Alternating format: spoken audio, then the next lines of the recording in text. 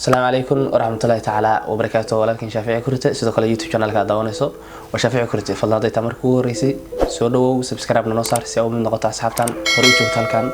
kaliya maanta iyo muuqaal cusub maanta muuqaalkeena wuxuu ku saabsan yahay ninka la dhaho Cabdirasaaq Anshax iyo xaaskiisa Ayaan ayaa la sheegay bariyo ugu dambeeyay in ay kala tageen taasna waxay ahayd sheeko been ah oo isla dhex marayeen bulshada hadda social media laakiin ugu dambeyntii Cabdirasaaq Anshax ayaa soo hadlay Facebook giisa ayuu soo dhigay in macnaha ay si kala tagay sheekadaasna ay tahay wax been ah ama buraag adiga takad been amali oo sheeko la isku keenay oo dadku isla dhex marayeen waxna kama jiraan sheekadaas sida uu ku soo ansixiyay ama ku soo qoray bartiisa page ee Facebook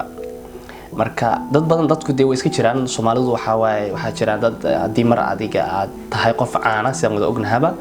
waxaad yeelanaysaa taageero iyo dad waliba adiga cadow kuuga ah ee mar walba ka shaqeynayo adiga sid mar walba aad hoos mar walba kugu dhigi lahaayeen dadna waxay ku dadaalhayaan si adiga horumarka booska hadda aad joogto aad uga sii sareyso mar walba horumarkaagu uu sii socdo marka waxa laga baahan yahay mar walba ina adiga bulshada caqabadaha kala kulanto ina mar walba u dul qaadato waxyaabaha noocaas waayo waxyaalo wanaagsan iyo waxyaalo xunba inta waa kala kulma kartaa bulshada waxa jiraan family dhan oo dhisan in mar walba yani xayaahaas oo kale lagu caqabadeeyo la dhaho sheeg way kala tageen reer dhan oo faraxsan oo dhisan oo wax laga qurux badan yahay waxaan kale oo aan u dirahayaa bulshada oo aan ku baraarujinayaa bulshada waxyaalahaas oo kale inay ka waantoobaan oo ay iska dhaafaan waxyaalo ay suhubin ama xaqiiqo ay si dhab ah ay sidee isu hayn in ay ku degdegaan ama ay been iyo barbaanda ay ka sheegaan qof macnaha family dhan oo dhisan ama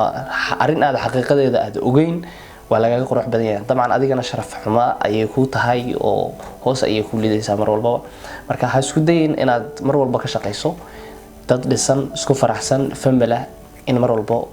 aad kala geentooda iyo waxyaabahaas aad mar walba ku dadaasho fadlan isku day halka aad shaqo taas ka dhigi lahayd inaad keento shaqo kale oo taas ka wanaagsan aad u mahadsantihiin haday tahay marka ugu horeysay oo meeshaan aad soo booqatay soo dhawow hadii aad ku caajistay videogeena waa ka raali gelinayna